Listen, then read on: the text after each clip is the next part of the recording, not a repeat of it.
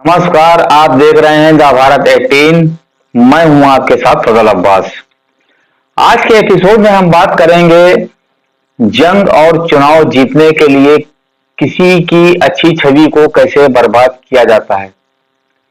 इसकी शुरुआत करते हैं सोशल मीडिया प्लेटफॉर्म से अच्छे और बुरे परिणामों से। जैसा कि हम देख रहे हैं कि धरती पर रहने वाले जितने प्राणी हैं, हर एक दूसरे के पास मोबाइल मौजूद है और हर कोई सोशल मीडिया का यूज करता है। एक मैसेज डालते हैं जिसको मिनटों सेकंडों में लाखों लोग पढ़ लेते हैं। आप नहीं जानते सोशल मीडिया का पावर क्या है। बस इसी पावर का फायदा उठाते हैं बड़े बड़े नेता, बड़े बड़े पॉलिटिकल लोग। किस तरह से इसका एक एग्जांपल देते हैं इजराइल। अगर आपने अभी तक हमारा चैनल सब्सक्राइब नहीं किया तो सब्सक्राइब कर लिए ताकि हमारा हर नोटिफिकेशन आपके पास आ सके। इसकी हम मिसाल देते हैं इजराइल से कि जो एक बहुत शक्तिशाली देश है, जिसने पूरी दुनिया में अपनी एक छवि बना ली, जिसने फिलिस्तीनियों को आतंकी बनाकर पेश किया और फिलिस्तीन की छवि इतनी बर्बाद की कि पूरी दुनिया के लोग फिलिस्तीन में रहने वालों को आतंकवादी समझने लगे। उसके बाद इसने अपने मनमाने ढंग से टॉर्चर शुरू कर दिया। इजरायली महिलाओं, बच्चों के साथ, बूढ़ों के साथ, जवानों के साथ इसने अत्याचार शुरू कर दिए। यही वजह रही कि जब पहले छवि जिनकी खराब इसने कर दी थी तो लोगों की सहानुभूति उन लोगों को नहीं मिली और ये अपने मनमानी ढंग से उन पर अत्याचार करता रहा। धीरे धीरे वक्त गुजरता रहा, लेकिन जब पानी हद से ऊपर हो गया तो फिलिस्तीनियों ने प्रोटेस्ट शुरू किए। प्रोटेस्ट के दौरान ये आंसू गैस के गोले छोड़ता और गोलियां चलाता और लोगों को, फिलिस्तीनियों को पकड़कर बंद कर देता। इजरायली मीडिया और गोदी मीडिया, इंटरनेशनल गोदी मीडिया ये दिखाती कि इजराइल एक हीरो है और फिलिस्तीनी एक आतंकवादी। जब इसके अत्याचार की सीमा पार हो गई तब हमास जैसे संगठन ने इसको उकसाने के लिए हमला कर दिया और हमास ये बात जानता था कि इसका परिणाम कितना भयंकर होने वाला है, लेकिन दुनिया और देश के लोगों की आंखें खोलने के लिए उसने ये काम किया और जैसा हमास चाहता था वैसा ही हुआ। इजराइल ने हमले शुरू कर दिए। हॉस्पिटल, स्कूल, कॉलेजेस, यूनिवर्सिटी और तमाम बिल्डिंगों को ये कह करके ये हमास का आतंकवादी अड्डा है। यहां तक के मस्जिदों को भी नहीं छोड़ा, मस्जिदों को भी तोड़ दिया, मिसमार कर दिया। जैसा कि आपने पिछले दिनों सोशल मीडिया पर देखा ही कि ये सोशल मीडिया का ही कमाल था कि इजराइल की बर्बरता सामने आई और किस तरह से बच्चों की लाशें देखी। हम वीडियो नहीं दिखा सकते, ना हम फोटो दिखा सकते क्योंकि यूट्यूब अलाउ नहीं करता। कितनी बेदर्दी से फिलिस्तीनियों को मारा गया, जिसकी सहानुभूति पूरी दुनिया के जितने रहने वाले लोग हैं, दुनिया के अलग अलग देशों के लोगों ने अपनी प्रतिक्रिया दी और फिलिस्तीन के लिए सहानुभूति दी और इसराइल को एक आतंकी, एक राक्षसी देश कहा कि जिसने एक बड़ा नरसंहार फिलिस्तीन में कर दिया आतंकवाद के नाम पर। इससे पहले भी अक्सर ऐसे ही होता आया, इराक को भी ऐसे ही बर्बाद किया गया, ये कहकर के इसने रासायनिक हथियार बना रखे हैं। इनका यही एजेंडा रहता है, इसी एजेंडे के तहत ये दूसरे देशों को बर्बाद करते हैं। दूसरी मिसाल लेते हैं भारत की गोदी मीडिया की कि किस तरह गोदी मीडिया लगातार पिछले कई वर्षों से भारतीय मुसलमानों को टारगेट कर रही है पाकिस्तानी आतंकवादी जिहादी के नाम पर और इसको आईएसआईएस से यानी इस्लामिक स्टेट से जोड़कर सुबह शाम हर रोज डिबेट में मौजू ही यही रहता है, टाइटल ही यही रहता है कि किस तरह से मुसलमानों को बदनाम किया जाए, खास करके वो जो भारत में है। और कहीं ना कहीं वो अपने इस मिशन में कामयाब भी हो गए। यहाँ तक कि आज ये हालत है कि हर हिंदू के दिल में मुसलमान के प्रति नफरत पैदा कर दी जा चुकी है। हिंदू एक ज्वालामुखी की तरह भरा बैठा है। ये सोशल मीडिया की ही देन है, ये गोदी मीडिया की ही देन है कि जिसका पावर आप देख रहे हैं कि जिसका गलत इस्तेमाल किया जा रहा है पॉलिटिकल फायदे के लिए, वोट के लिए।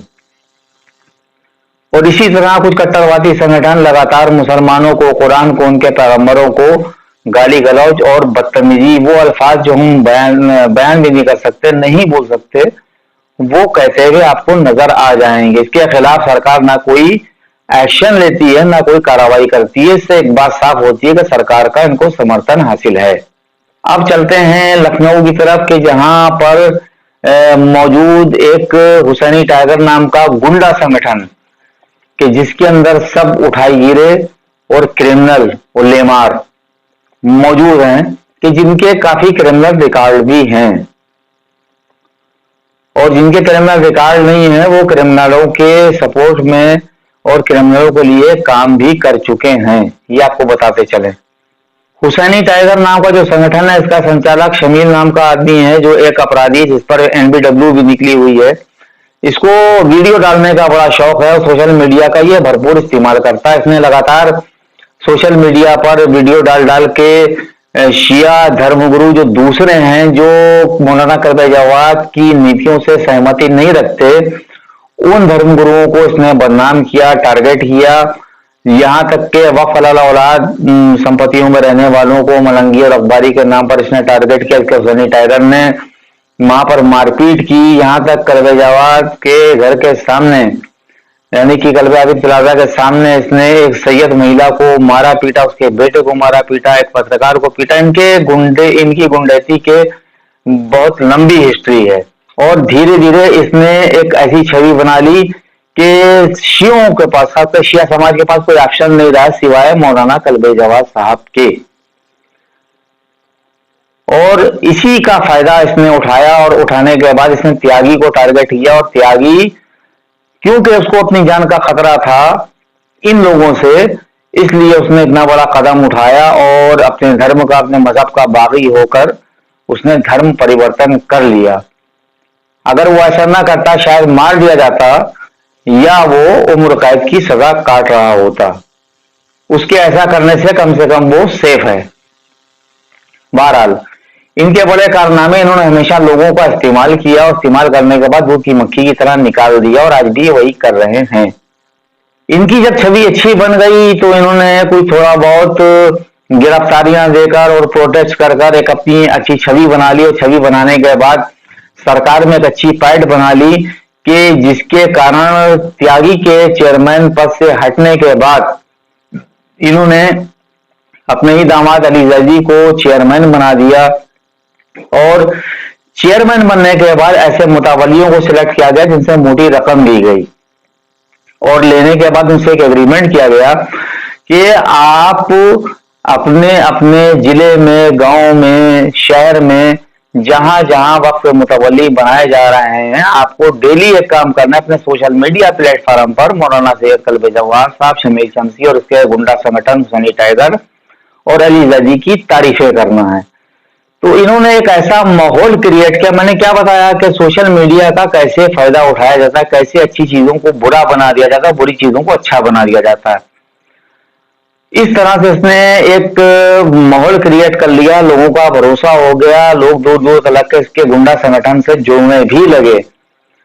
उसके बाद शुरू हुआ शिया वक्फ की बर्बादी का तांडव, और धीरे धीरे मुतवल्लियों ने जमीनें और वक्फ औकाफ की जमीनों को बेचना शुरू कर दिया। और उसमें कुछ मौलाना भी ऐसे हैं कि जिन्होंने करोड़ों रुपए की संपत्ति बना ली। इसमें से मिसाल के तौर पर एक मौलाना रजा हुसैन, जिन्होंने मकसद हुसैनी हाल बनाया, वो भी शामिल हैं कि जिनके पास सबसे ज्यादा पैसा इस समय दिखाई दे रहा है, जो हर वक्त कल्बे जवाद साहब के साथ दिखते थे। और इनके साथ साथ जुड़े हुए सभी मौलानाओं को कहीं ना कहीं किसी औकाफ का मुतवल्ली बनाया गया और वो बड़े मजे कर रहे हैं। और दीगर मुतवल्लियों ने खूब जमीनें बेची, यहां तक के खुद चेयरमैन ने बिना सीईओ की परमिशन के 37 नंबर धारा 37 नंबर खाते से खसरे डिलीट कर दिए। उसके अलावा एक इंस्पेक्टर को प्रशासक बनाकर उससे सिग्नेचर करवाकर अवैध तरीके से तमाम प्रॉपर्टियों को बेच दिया, मिटा दिया, खत्म कर दिया, जिसकी न्यूज हमने तथ्यों के साथ आपको दिखाई, जिससे शिया समाज में एक जागरूकता पैदा हुई और ये लोग एक्सपोज हुए। जिसकी जीती जाती मिसाल सरकारी जमीन आलमनगर की कि जिस पर फर्जी वक्फ सज्जादिया बनाकर शियों को लूटा गया और शिया समाज से करोड़ों रुपया ऐठा गया, कि जो इस वक्त बड़े खतरे में है कि अगर सरकार ने वो तोड़ दिया तो जो लोग वहां रह रहे हैं उनके मकानों का पैसा, जमीन का पैसा जाएगा, और वो पैसा वापस भी नहीं मिलेगा। तो आपने देखा किस तरह से सोशल मीडिया प्लेटफॉर्म से अच्छे लोगों को बुरा बना दिया जाता है और बुरे लोग अच्छे बनकर राज करते हैं। ये आप उन लोगों को सपोर्ट करिए कि जो बड़े खतरे और बड़े रिस्क लेकर सबूत हासिल करते हैं और आप तक वो तमाम सबूत पहुंचाते हैं, आपको जागरूक करते हैं, आपको बताते हैं कि आपके साथ क्या हो रहा है, ताकि आप सावधान हो जाएं और उसके खिलाफ कोई एक्शन लें। हमारा काम है हर सच्ची खबर आप तक पहुंचाना, उसके ऊपर आप कोई एक्शन लें ना लें वो आपकी मर्जी। देखते रहिए द भारत 18। नमस्कार, जय हिंद।